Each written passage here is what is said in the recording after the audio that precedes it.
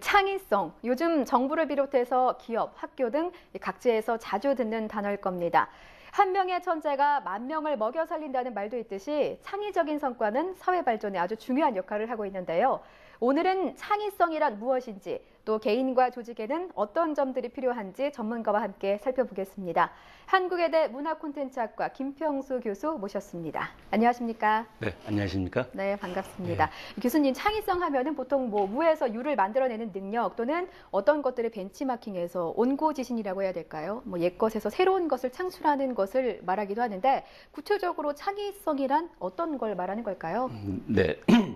오늘날 많은 사람들이 창의성들을 얘기하고 있습니다. 아주 뜨거운 화두인데요. 근데 창의성을 오해하기 쉬운 게 아주 아무것도 없는 무에서 새로운 것을 창조한 것이라고 많이들 생각하고 있습니다. 그런데 물론 아무것도 없는 것에서 만드는 것도 창의성이지만 사실 오늘날 현실 속에서 이루어지는 창의성이란 것은 있는 것들을 가지고 얼마만큼 잘 융합하고 개방해서 이렇게 새롭게 표현하는가 이런 것이 중요한 화두라고 할 수 있겠습니다. 그래서 그런 것들을 새롭게 발현시켜낸 것들, 아이디어를 가지고 새롭게 변화시켜내는 이런 능력이 바로 창의력이라고 할 수 있겠습니다. 네, 그 일례로 새로운 것을 만들어내는 것, 기존의 것을 융합해서 새로운 것을 만들어내는 사례 중에 하나로 교수님께서 칼럼에서 좀 소개를 하신 걸로 알고 있습니다.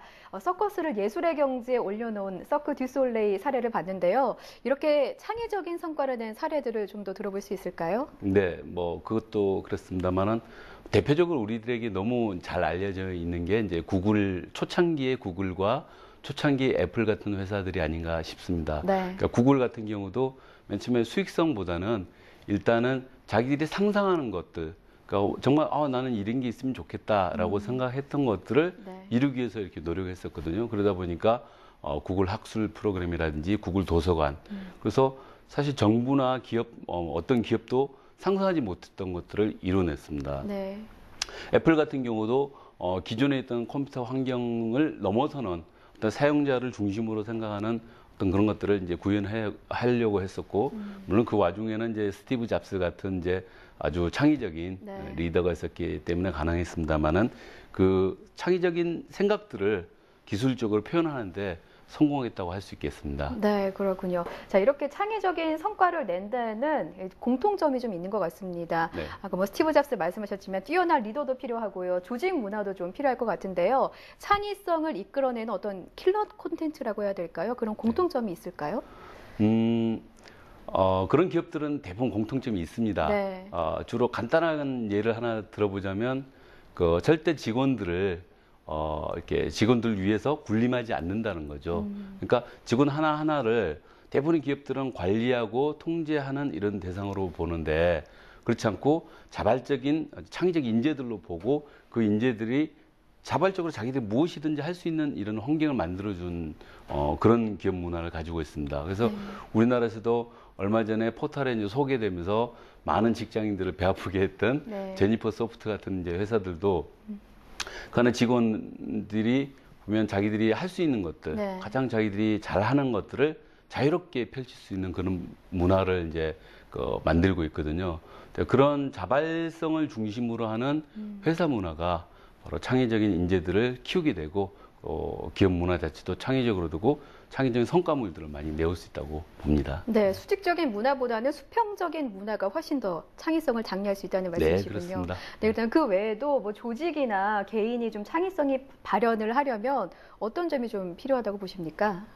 개인들이 창의성을 이제 구현하기 위해서는 제일 이제 중요한 게 창의성이 여러 가지 요소가 있습니다. 유창성이 필요하고 독창성이 필요하고 이런 얘기들이 있습니다만은 제일 중요한 거는 자신이 창의적이지 않다고 생각하는 사람은 창의적이지 못합니다. 나는 창의적이다라고 생각하면서 창의적인 노력을 하는 사람들은 창의성을 발현할 수 있습니다. 스스로 한계를 지으면 안 된다는 말씀이시군요. 그렇습니다. 그래서 스스로 창의적인 생각을 하고 그다음에 마음에 있어서도 이제 이렇게 개방성, 다른 사람의 얘기를 들어보고 또 다양한 것들을 인정하는 네. 이런 풍토들이 대단히 중요하고 개인에게도 그런 자세가 많이 필요하다고 하겠습니다. 네, 그렇군요. 자, 요즘에 워낙 창의성이 화두가 되다 보니까요.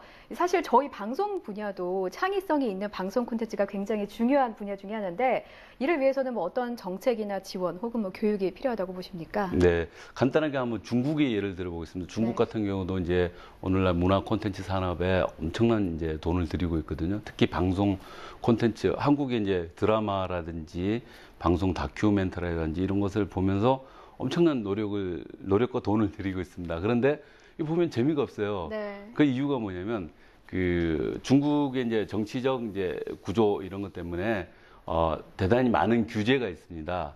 그런 규제들이 이렇게 표현하고자 하는 것들을 자유롭게 표현할 수 없는 상상력의 규제로 나타난 거거든요. 네. 그러다 보니까 콘텐츠가 많은 예산을 들였음에도 불구하고 자유롭지 못하고 사람들에게 즐거움을 주지 못하는 이제 이런 것들이 있습니다. 그래서 콘텐츠적 상상력을 키우기 위해서는 무엇보다도 규제 정책보다는 지능 정책 그리고 어떤 자율성, 개방성, 다양성들을 인정해주는 문화 풍토가 중요하겠습니다. 네. 방송에서도 그런 이제 노력을 드리고 예산도 그렇게 드리고 하면 반드시 좋은 콘텐츠가 나오고 좋은 콘텐츠는 또 어떤 좋은 수입을 낳을 수 있습니다.